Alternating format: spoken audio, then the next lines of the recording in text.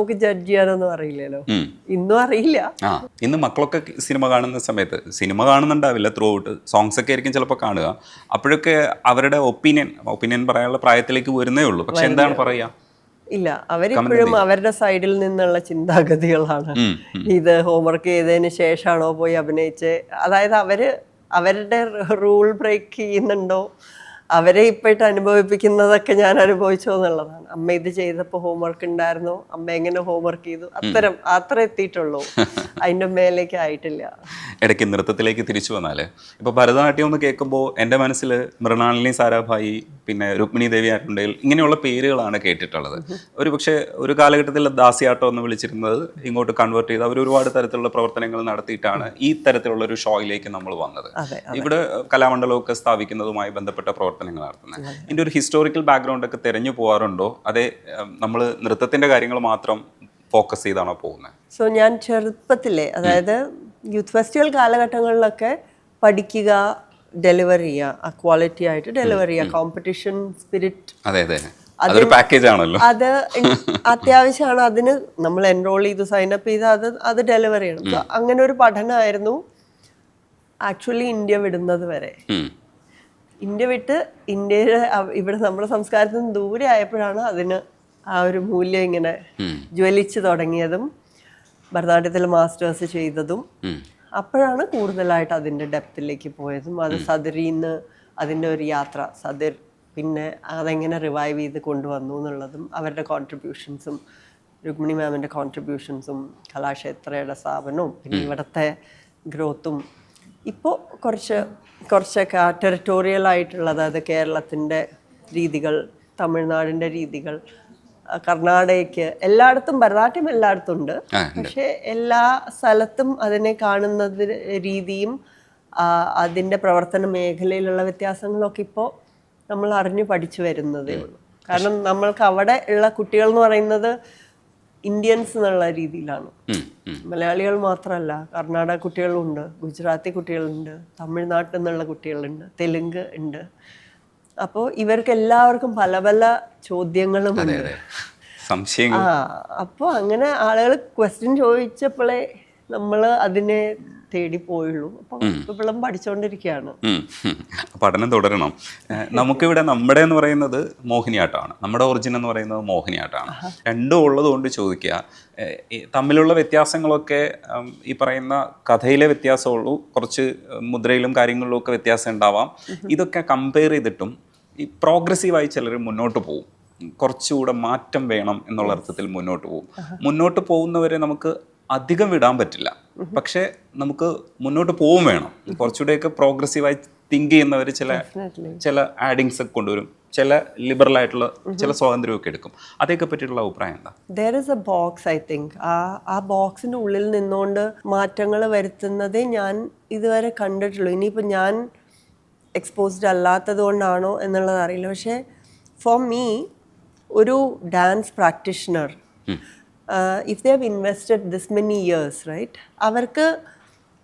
അവർക്കൊരു വിഷനുണ്ട്. സോ അതിനെ മാനിക്കണം എന്ന് തന്നെയാണ് എൻ്റെ അഭിപ്രായം. ഇന്ന് പഠിച്ചു തുടങ്ങി നാളെ, അത് എല്ലാ ഫീൽഡിലും അങ്ങനെയാണല്ലോ. ഇപ്പോൾ നമ്മളിപ്പോൾ പത്രമാണെങ്കിലും സിനിമയാണെങ്കിലും, ഇന്ന് സിനിമ കണ്ടിട്ട് നാളെ ഞാൻ പോയി സിനിമ എടുക്കുകയാണെന്ന് പറയുന്നവരെ okay, we don't have to അവർക്ക് അറ്റൻഷൻ കൊടുക്കണം. പക്ഷേ ഒരു 20-25 വർഷമായിട്ട് ആ കലാരൂപത്തിന് വേണ്ടി ഇൻവെസ്റ്റ് ചെയ്തിട്ടുള്ളവർ ഇത് എൻ്റെ ഒരു വിഷൻ ഇതാണ് എന്ന് പറഞ്ഞ് നമ്മളുടെ കയ്യിലേക്ക് ഒരു കാര്യം വെച്ച് തരുമ്പോൾ തീർച്ചയായിട്ടും അതിനെ കാണാനെങ്കിലും ഒരു മനസ്സ് കാണിക്കണം എന്ന് തന്നെയാണ് എൻ്റെ അഭിപ്രായം.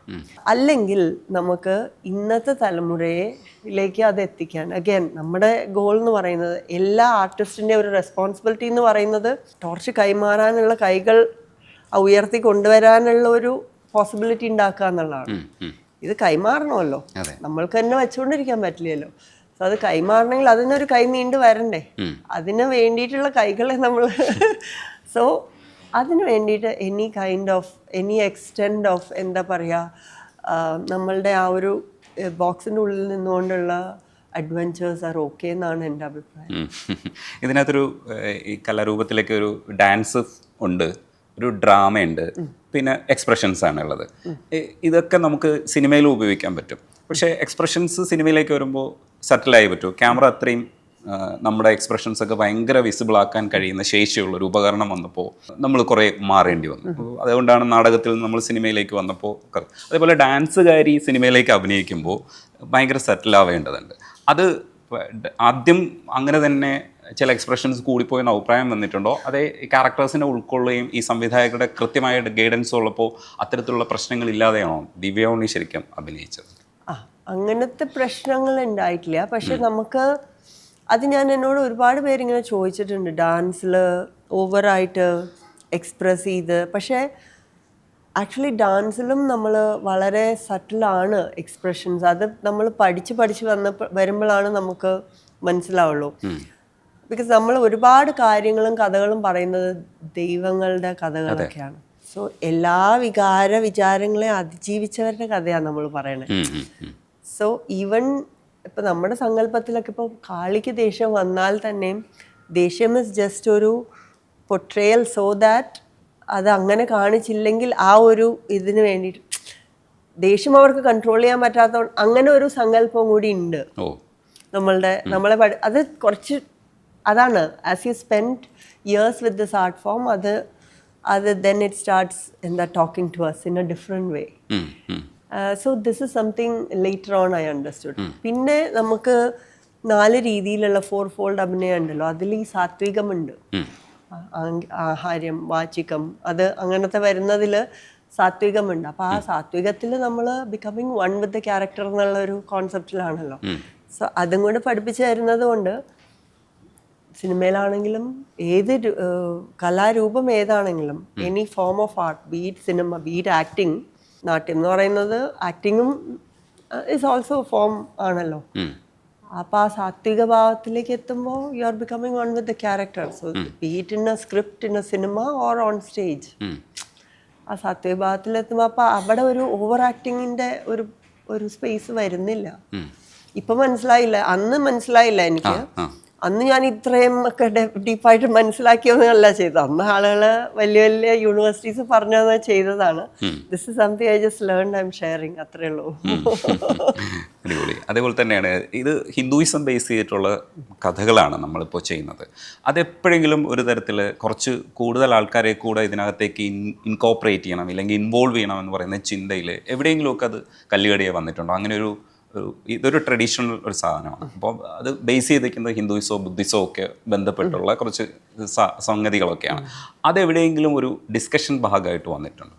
നോ, ആക്ച്വലി അത് ലിബറൽ ആയിട്ടേ ഉള്ളൂ. ബിക്കോസ് അത് ഒന്ന് തുറക്കുമ്പോൾ, ഇപ്പം തന്നെ ഉദാഹരണത്തിന് നമ്മളുടെ ഈ പ്രോജക്റ്റിൻ്റെ കൈതപ്രം തിരുമേനി എഴുതിയിരിക്കുന്ന ഗാനം തന്നെ മൃദംഗനാദം, അതായത് ശിവൻ്റെ ഡാൻസിൻ്റെ അക്കമ്പനിമെൻസിൻ്റെ അതിനെ ആണ്. അപ്പോൾ അതിൽ ഉപയോഗിച്ചിരിക്കുന്ന പെർക്കഷൻസ്, അത് വരുന്ന എലമെൻറ്റ്സ്, ആൻഡ് ദെൻ അതിൽ ഉണ്ടാവുന്ന വൈബ്രേഷൻസ് എല്ലാമായി, ക്രിയേഷനായി, കോസ്മോസായി, എലമെൻറ്റ്സ് ആയി, എല്ലാമായി ആ പാട്ടിൽ. So there is nothing, it is so liberal. You see, അതിൽ വേറെ ഒരു എന്താ പറയുക, റിലീജിയൻ ആയിട്ടുള്ളതൊന്നും വരുന്നില്ല, വളരെ സെക്യുലർ ആണ്. സോ നമ്മൾ ഓരോന്നും കെട്ടഴിക്കുമ്പോൾ it becomes secular somehow. At least when I approach it, നമുക്കവിടെ അങ്ങനെ ഒരു എന്താ പറയുക, ഇപ്പോൾ ഹിന്ദുയിസം ബേസ്ഡ് അങ്ങനെയല്ല, അത് ഓപ്പൺ ആയിട്ട് തന്നെയാണ്. Everybody is able to perceive it. നമ്മുടെ സ്റ്റുഡൻറ് ബേസിന് അവിടെ